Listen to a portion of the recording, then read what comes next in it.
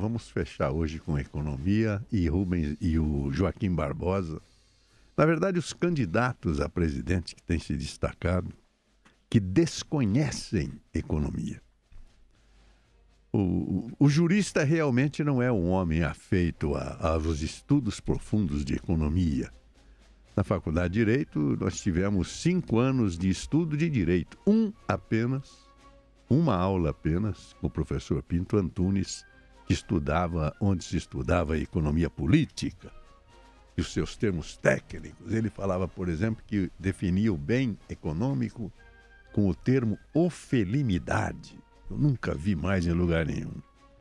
Mas, em síntese, cita o jornalista, entrevistando de página inteira o ex-ministro Joaquim Barbosa, candidato a presidente.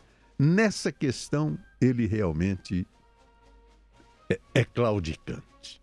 A matéria chega a dizer que o ministro não é muito afeito às questões de economia. Está aqui, Barbosa tem pouca familiaridade com economistas nacionais e costuma se informar por meio de leitura de autores estrangeiros.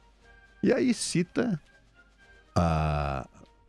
o Paul Krugman, que é quem ele lê, vinculado a John Maynard Keynes, que todos nós sabemos foi o grande construtor da intervenção do Estado na economia no século passado. Teve grande influência na reconstrução da civilização, principalmente depois da extraordinária destruição da guerra, mas hoje é muito questionado. O ministro Joaquim Barbosa, mas também o Bolsonaro, entrevistado aqui na Jovem Pan e questionado pelo professor Vila, demonstrou um total desconhecimento dos princípios claros que geram a economia. Joaquim Barbosa se define como um homem liberal, mas com ideias voltadas para o social. Esse é o discurso genérico de todo mundo, que não quer dizer que é antiliberal. Ele ingressou no Partido Socialista, que se sabe em tese, pelo menos, um antiliberal.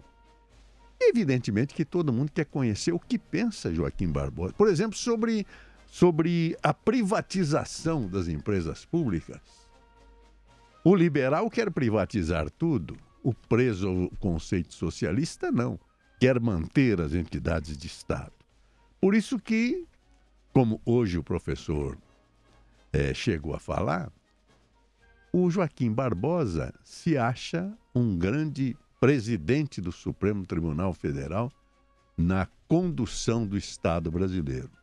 E aí ele se faz um ditador. Porque na política o conceito é outro. E eu observo aqui, por exemplo, que o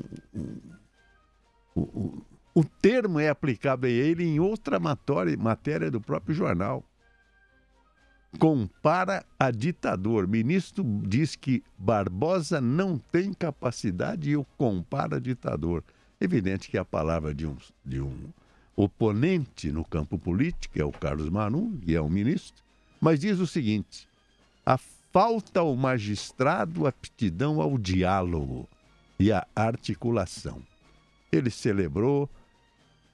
Ele cobrou eventual articulação dele como candidato do PSB para explicar, por exemplo, por que deixou o cargo de ministro do Supremo Tribunal Federal. Essa questão, embora deixada de lado no debate político, é muito importante.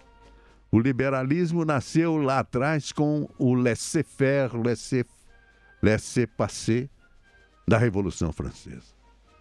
Deixa fazer, deixa passar. O Estado fica fora, não interfere.